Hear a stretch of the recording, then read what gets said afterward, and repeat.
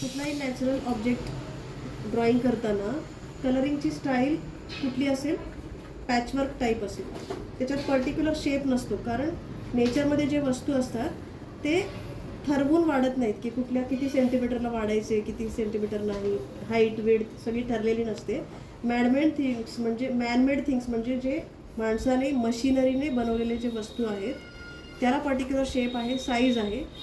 ते इकडं तिकडे झालं तर अजिबात चालणार नाही. पण जे नॅचरल शेप्स आहेत ते जरासुद्धा इकडे तिकडे झालेले चालतात. पण मॅनमेड थिंग्स हे जरासुद्धा इकडे तिकडे झालेले चालत नाहीत. आता पंपकिन मी ड्रॉ केलेला आहे हलक्या हाताने आणि लाईट कलरनी. पण त्याचा जो आता वरचा कवर असतो ते आधी मी रंगवून दाखवते तुम्हाला. जो ग्रीन पार्ट असतो तो एकदम फास्ट आणि सोप्या पद्धतीने पंपकिनचा एक स्लाइस आहे. हा कसा रंगवायचा म्हणजे पंपकिन लाल भोपळा त्याचा सिंगल एक स्लाइस बघतोय आपण विथ सॅप ग्रीन आणि लीफ ग्रीन. मी काय केलं, सॅप ग्रीन ऑलिव्ह ग्रीननी मी मध्ये त्याला मर्ज केलं. डार्क कलरमध्ये लाईट कलर घुसवून त्यातला हा जो मधला पार्ट आहे तो मिक्स केला. ओव्हरऑल काय करणार आहे, आपण पॅचवर्क करणार आहे या चित्रामध्ये. म्हणजे जिथं ज्या कलरचा पॅच आपल्याला दिसत असेल तिथं तो कलर आपण लावून टाकायचा अशा पद्धतीने. ठीक आहे.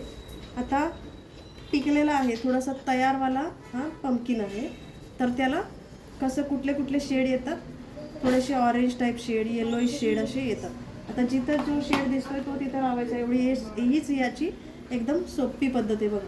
पण एकदम डायरेक्ट फायनल पॅच नाही लावायचा. खूप वेळा मी सांगितलं एकदा एक रंग लावलं की आपलं काम संपलं, तुम्ही असं समजता. तसं नाही आहे. पॅचवर्कमध्ये खूप सारे लेयर लावावे लागतात आणि तुमची खडू गिरवायची पद्धत कशी आहे, कुठल्या डायरेक्शननी गिरवताय ते खूप इम्पॉर्टंट आहे. कारण त्याच्याने पण एक वेव, एक स्पीड, एक लय त्याच्यामध्ये तयार होते. किंवा गोल वस्तू जास्त गोल फिरलेली दिसते कशामुळे, खडू गिरवायच्या पद्धतीमुळे. आता ऑरेंज कलर इथं आतल्या साईडला त्याच्याने पिकलेला, जिथं जास्त पिकलेलं आहे ते दिसतं आपल्याला. पॅचेस आहेत हे जे मी अजून फायनल वर्क काहीच करत नाही आहे. कुठं कुठल्या कलरचा मला तो फ्रूट किंवा व्हेजिटेबल किंवा नॅचरल गोष्ट दिसत आहे त्या कलरचा मी तिथं पॅच लावून घेते आहे.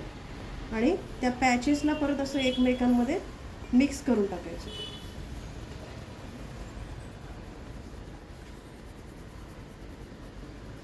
व्यवस्थित मर्ज करायचं 2-4 वेळा.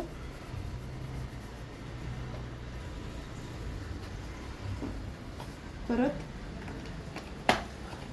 जास्त आपल्याला कुठला येलो नाही घ्यायचा आहे, लेमन येलो नाही घ्यायचं आहे, लाईट येलो घ्यायचं आहे मर्ज करायला, मिक्स करायला. हा व्हाईट एरिया मर्ज करायला. आता लेमन येलो का नाही घ्यायचा, लेमन येलोमध्ये एक ब्राईटनेस आहे, तो नाही पाहिजे आपल्याला. ब्राईट नाही करायचं, मॅट फिनिश म्हणतो ना तसं पाहिजे आपल्याला. म्हणून मी कुठला घेतला, लाईट येलो घेतला. त्याच्याने हा कवर करून टाकला. हा जो पंपकिन आहे तो तयार आहे, पिकलेला आहे. म्हणजे त्याच्यामुळे आपण असा ऑरेंजचे, मीडियम येलोचे शेड्स आपण घेतोय.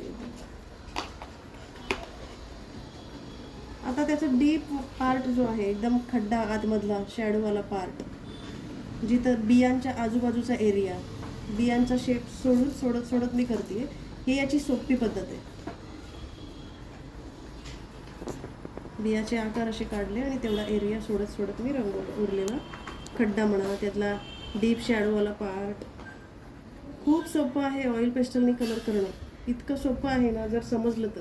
आणि पॅचवर्क मिक्सिंगचं टेन्शन आधीच न घेता आपल्याला फक्त जिथं जो शेड दिसतोय, जो टोन दिसतोय तो लावत जायचा आणि मग 2 कलरच्या मधली जागा ही ॲटोमॅटिक नंतर मर्ज करून टाकायची. एवढं जरी केलं तरी सुद्धा भरपूर आपल्याला ते रिअलिस्टिक दाखवता येतं जसं आहे तसं. आता बघा आजूबाजूच्या शेडनी मी ते मर्ज करून टाकलं थोडंसं असं.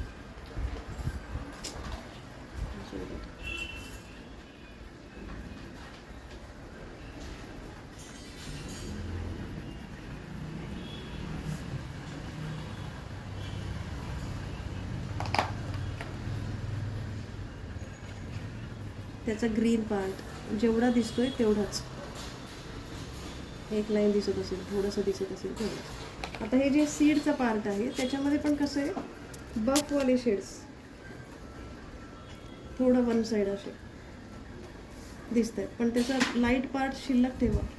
एखादे 2 सीड इथं खाली पडलेले दाखवा, रिअलिस्टिक वाटण्यासाठी.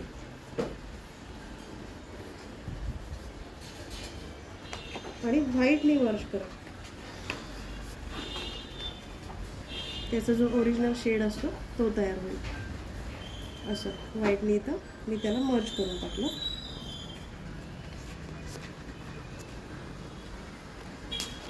आता याच्यावरनं व्हाईट उमटणार नाही, तर बऱ्याचदा काय होतं, व्हाईट एका कलरवरनं दुसरा उमटत नाही. म्हणून तर व्हाईट पेपरच आधी सोडून द्यायचं, कारण पेपरच्या इतकं व्हाईट काहीच नसतं.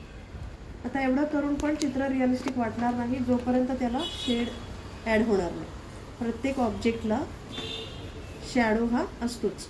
मग शॅडो करण्यासाठी आपण काय करतोय, फक्त ब्लॅकची जस्ट एक लाईन करून घेतोय. ब्लॅक असं वापरायचं की वापरलंच नाही, असं त्याला झाकायचं परत. आणि मग करायचंच कशाला, तर हा जो डार्क ग्रे आहे त्याच्यापेक्षा पण डार्कवाला ग्रे बनवण्यासाठी आपण तो शॅडोसाठी ब्लॅक वापरतोय. फक्त ब्लॅक चित्रात कुठंच डायरेक्टली नाही वापरायचं. आणि मग परत मी लाईट ग्रेनी मर्ज करते. मी एकदम स्पीड तुम्हाला दाखवते, तुम्ही स्लोली थोडं अजून चांगलं करू शकता याच्यापेक्षा. आणि मग एंडला व्हाईटनी मर्ज करा. थोडंसं कोबाल्ट ब्लू पण ॲड करू शकता, कधी ग्रे रोज ॲड करू शकता. लास्टला असा तो मर्ज व्हायला पाहिजे पूर्ण वातावरणामध्ये, म्हणजेच तो रिअल वाटतो. कोर शॅडो नाही करायचा जास्त, म्हणजे कट टू कट ज्या शेपचा ऑब्जेक्ट आहे त्या शेपचा शॅडो नाही करायचा. इतकं केलं तरी तुमचं चित्र एकदम रिअलिस्टिक वाटेल. तर इथं जो एरिया असतो डीप शॅडो पार्ट, तुम्ही परत एकदा असं ब्राऊननी डार्क ब्राऊननी आपण करू शकतो ते. आणि कधी कधी त्या फ्रूटमध्ये जास्त रेडिश पण एरिया असतो, जास्त पिकलेला पार्ट म्हणा. काहीच ठिकाणी तो थोडासाच ॲड करायचं, सगळीकडे जास्त नाही, तर लालवाला फ्रूट नाही. आणि तुम्हाला चित्रात जास्त मेहनत जर दाखवायची असेल, वेगवेगळ्या रंगांचे जास्तीत जास्त पॅचेस ॲड करा. पॅचवर्कमध्ये मर्ज करायचं टेन्शन नसतं घ्यायचं. पॅचेसमध्ये पॅचेस ॲज इट इज राहू द्यायचे, पण तुमचे पॅचेस कसे पडले, कुठं पडले एक्झॅक्टली, त्याच्यावरनं तुमचं चित्र दिसतं रिअलिस्टिक आहे का नाही ते.